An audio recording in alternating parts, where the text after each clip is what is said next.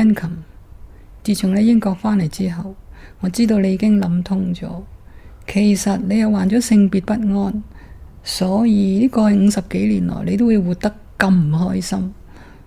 多年來嘅抑鬱已經去到臨界點，係時候要諗下點樣好好去把握你剩返落嚟時間，先至唔會咁白白去浪費咗你一生。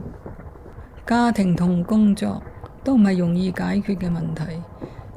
你而家每逢週末都人間蒸發，美其名呢就為自己減壓，做返真正嘅自己。實際上咪又自欺欺人，問題都冇解決到啊！你係咪諗住一直咁樣兩棲生活，平日男生，假日就女生，直到死為止呢？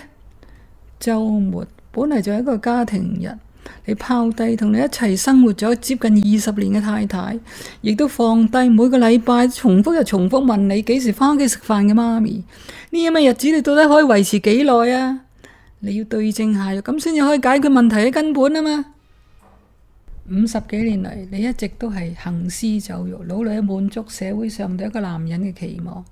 30幾歲成家立室，然後生咗個仔，跟住努力去工作賺錢養家，有車亦都有樓。喺其他人眼中呢個呢就好似一個模範家庭，但係你心知肚明，其人哋眼中美好嘅一切只不過係金玉其外，敗絮其中。你自從生咗個仔，就好似如釋重負，已經好少同太太行房啦。而每一次履行丈夫職責嘅時候，你都要先行自續充血，先至可以勉強進入。你太太冇半句怨言，於是你就連形式上嘅房事都慳翻啦。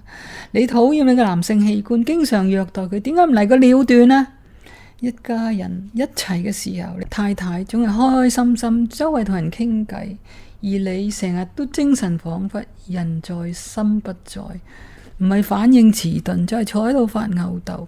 你覺得呢咁嘅生活到底維持幾耐啊？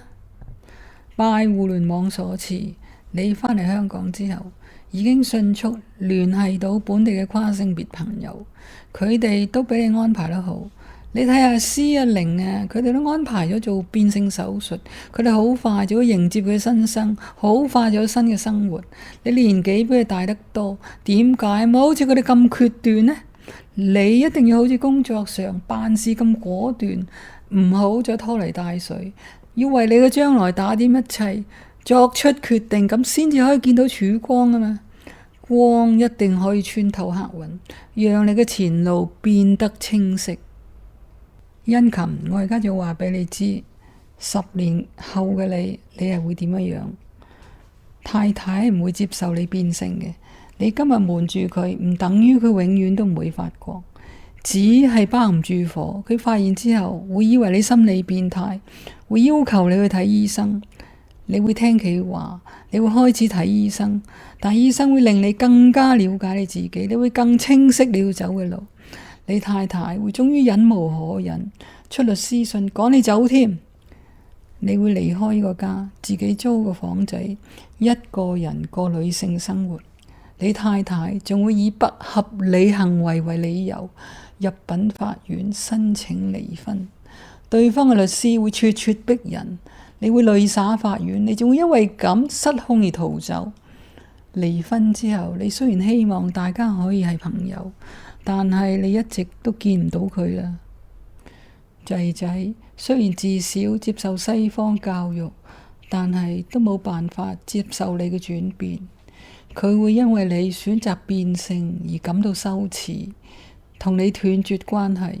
佢仲會將一啲原本唔關你事嘅罪名都附加到你嘅身上。一開始你都好唔開心，所以覺得冇乜所謂。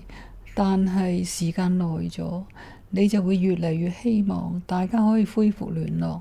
你仲會擔心你死咗之後骨灰冇人理啊！但係你唔使驚，你媽咪一定接受你。只要你大膽同佢講，佢係會100%接納你嘅。往後日子你會同媽咪一齊住，直至到佢百年歸老。兄弟姊妹有一啲會接受，有一啲會唔接受，但係你問心無愧，又何必介懷呢？你會冇咗份工，亦都唔會再揾到嘢做。神安排你會做去義務工作，為弱勢社群出力。你亦都會創辦世界公民協會，輔助跨性別社群、性小眾同埋其他弱勢社群。你仲會搞出一啲名堂喺社群之中，仲會有一啲聲望添㗎。做手術之前，你會遇上一個愛錫你嘅人，佢會一直幫你去融入女性嘅生活，佢會照顧你嘅外貌同埋形象，佢會將你變成個淑女，佢將會係陪伴你終老嘅一個人。你兩個人要好好去珍惜對方。殷勤，我寫封信話俾你聽，其實就唔係想你去預知未來，只不過係我想你知道你嘅將來係會有得同埋有失，你嘅明天係仲有希望嘅，你會比你而家更加快樂，你將來嘅工作又會更加有回報。你唔使諗啦，捱過咗呢一關，前面嘅你先係真正嘅你啊！你將會係一個更加能夠彰顯你才能同埋你魅力嘅殷勤啊！性別不安並唔係不治之症，既然已經嚟到你身上，就要好好去面對。變性手術係現今最有效嘅治療方案，唔好怕前路嘅艱難，努力去演好你渴望嘅性別角色，你嘅生命就會變得更加有意義同埋更加有光彩啊！我等你啊！